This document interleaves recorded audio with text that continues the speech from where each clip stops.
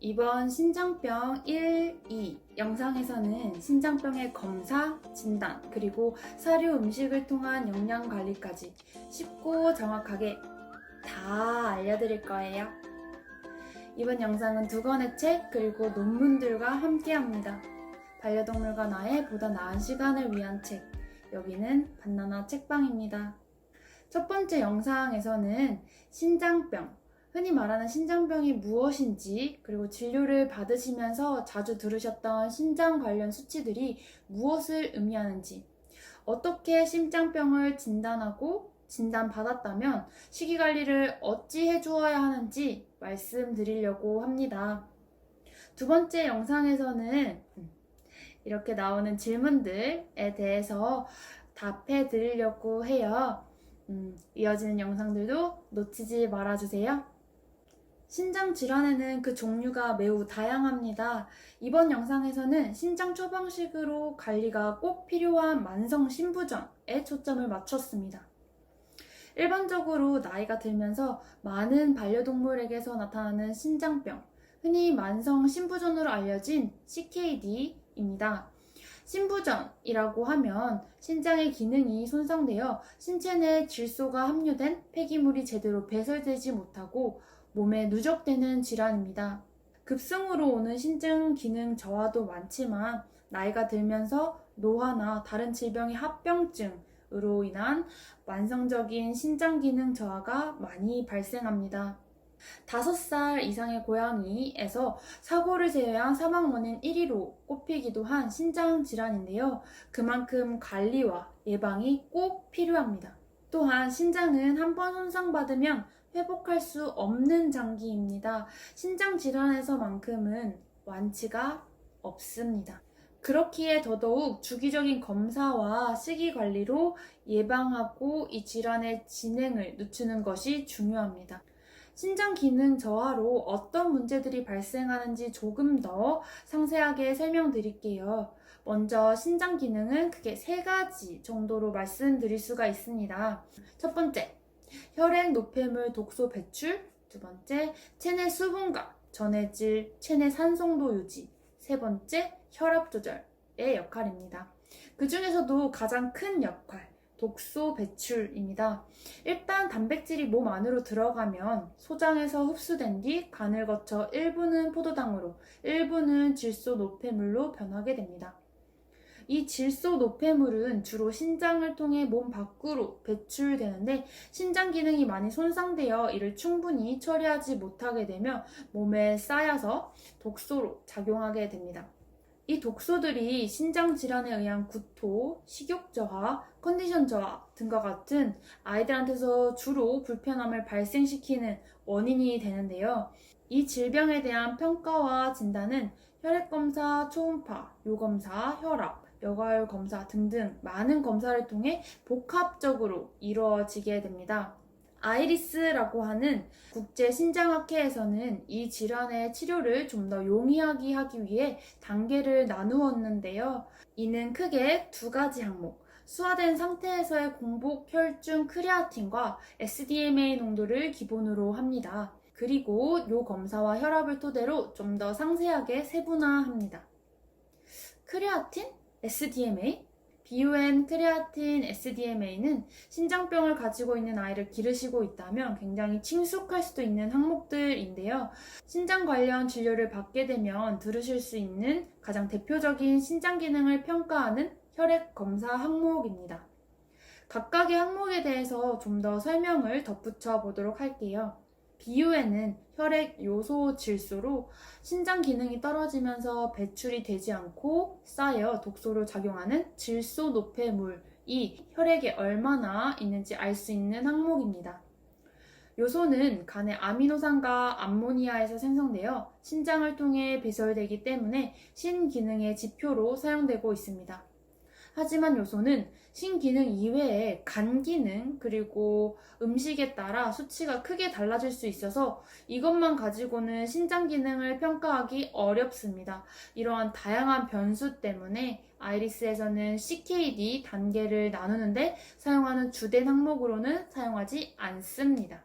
크레아틴은 근육의 크레아틴으로부터 생성되며 신장을 통해 배출되는 물질입니다. 비유엔과는 다르게 신장 기능 이외의 영양, 즉 음식이나 간 기능의 영향이 적어 신기능을 직접적으로 평가하는데 조금 더 도움이 됩니다. 크레아티닌이 정상 수치를 초과했을 때에는 이미 신장 기능이 75% 이상 망가진 상태를 의미합니다.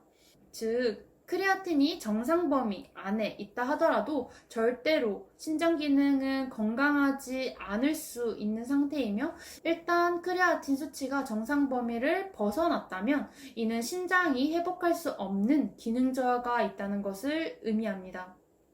그런데 75% 이상 문제가 되어야만 진단될 수 있다면 너무 치료 시점이 늦어질 수 있겠죠. 그래서 좀 더 일찍 평균 40%의 신기능 손상이 발생했을 때부터 수치 상승을 확인할 수 있는 SDMA라는 검사를 진행합니다. 이 검사는 크레아틴과 달리 이 근육량에서의 영향을 덜 받는 항목입니다. 즉, 근육량에 따라 혈중 농도가 달라질 수 있는 크레아틴에서는 같은 수치 1.5가 나오더라도 나이가 많고 체중이 그리고 근육량이 작은 말티즈 아이에게서 의미하는 것과 15kg의 도베르만 같은 근육질의 아이한테 이 수치가 의미하는 것은 다릅니다. SDMA는 그런 근육량의 차이에 따른 영향이 상대적으로 굉장히 적기 때문에 상황에 따라 좀 더 정확한 진단에 도움이 될 수 있습니다. 이런 혈액 검사 항목에 따라 크게 분류한 후에 다음에 요 검사 혈압을 토대로 아래의 표처럼 4가지 단계로 나누어 신장 상태를 분류하고 그에 따른 관리를 할 수 있도록 도와줍니다. 하지만 모든 신부전이 이 표에 의해 단계가 이렇게 나누어지는 것은 아닙니다.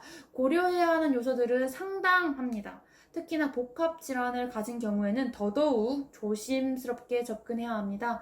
아이들마다 개개별로 자세한 신장 기능에 대한 진단과 검사는 반드시 꼭 수의사님과 상담하시길 바라겠습니다.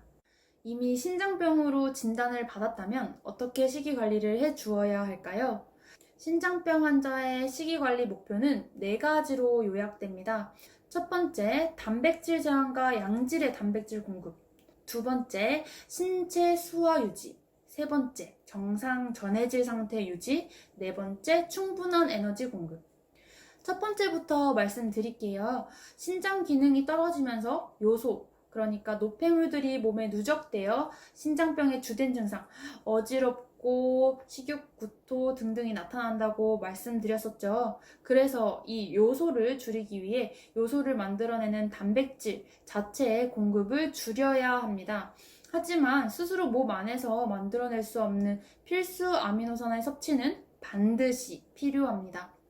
즉, 필수 아미노산이 많이 포함되어 있어서 조금만 먹어도 되는 양질의 단백질을 소량 섭취하는 것이 필요합니다.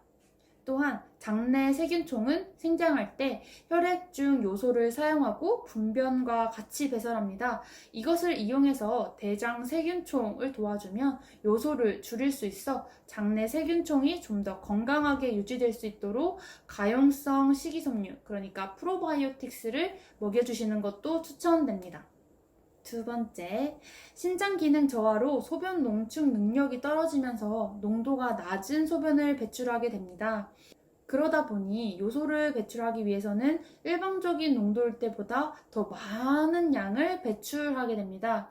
오줌을 자꾸 누게 되다 보니 다뇨 증상이 나타나게 되고 충분한 수분이 보충되지 못하면 탈수 문제, 그러니까 몸 안에 물이 부족한 상태가 동반될 수 있습니다. 따라서 깨끗한 물을 충분히 주시고 수분이 많은 캔 사료도 추천됩니다. 세 번째, 정상 전해질 상태를 유지해야 합니다. 가장 대표적인 전해질만 조금 추려서 말씀드릴게요. 첫 번째로 인인데요. 신장 환자에서 인을 제한하면 훨씬 오래 살 수 있다는 연구 결과가 있습니다. 두 그룹으로 나누어 둘 다 단백질은 제한하지만 한쪽은 인이 적게 포함된 사료를, 다른 한쪽은 인이 많이 포함된 사료를 먹고 나서 24개월 뒤에 비교하였습니다. 고인 사료를 먹은 그룹의 생존율은 33%, 저인 사료, 그러니까 인이 적게 포함된 사료를 먹은 그룹의 생존율은 75%로 굉장히 큰 차이를 보였는데요. 그에 덧붙여 신기능의 악화도 인이 많이 포함된 사료를 먹은 그룹에서 훨씬 빠르게 확인되었습니다. 장에서 인을 흡착해주는 보조제들도 추가적으로 인이 몸에 저류하는 것을 막아주는 데 도움이 될 수 있습니다. 하지만 이런 인 흡착제들도 고인 사료에서는 그 역할을 하지 못했습니다. 따라서 신장 환자에서는 단백질 제한과 함께 인 제한도 반드시 필요하며 아이의 상태에 따른 인 흡착제 복용도 추천됩니다. 일단 대부분의 단백질 음식에 인의 함유량이 많습니다. 따라서 단백질을 제한하게 되면 어느 정도 자연스럽게 인도 감소하게 됩니다. 제한해야 되는 음식으로는 대표적으로 육포, 치즈, 달걀 노른자 등이 있으며 채소 중에는 브로콜리에 특히 많은 인이 포함되어 있으므로 주의하셔야 합니다. 두 번째로 나트륨. 신장의 기능이 손상되면 나트륨 배출 능력이 감소되고 나트륨이 몸에 과량으로 누적되면 수종이 생기고 고혈압이 나타날 수 있습니다. 고혈압이 생기면 신장이 망가지는 속도가 빨라지고 수명이 짧아집니다.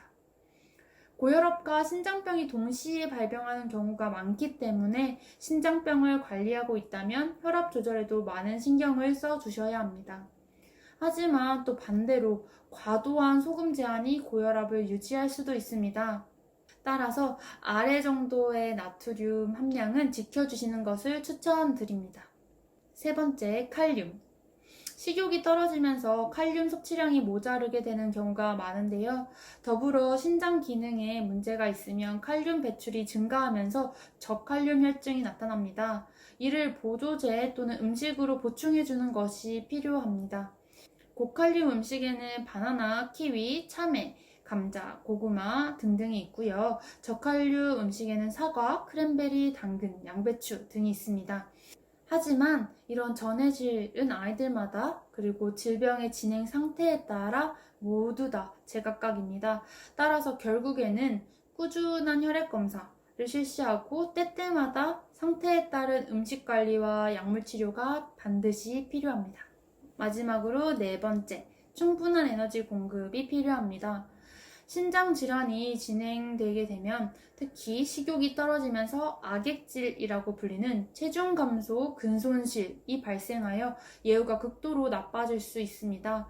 정상 신체 대사를 유지하기 위해 충분한 에너지를 섭취하는 것이 굉장히 중요합니다. 덧붙여서 오메가3, 홍산화제, 당뇨 환자의 경우 배출량이 늘어서 체내에 부족할 수 있는 비타민 B 복합체 등을 보충해 주시는 것도 추천드립니다. 하지만 약, 캡슐 등을 먹는 것을 힘들어하는 개나 고양이라면 특히 고양이라면 너무 많은 보조제의 급여가 발생시키는 스트레스의 악영향이 더 클 수 있습니다. 정말 주의해 주셔야 합니다. 이렇게 첫 번째 영상에서는 신장병의 검사, 진단, 어떻게 식이관리를 해주셔야 하는지에 대해서 조금 기본적인 것들 말씀드렸습니다.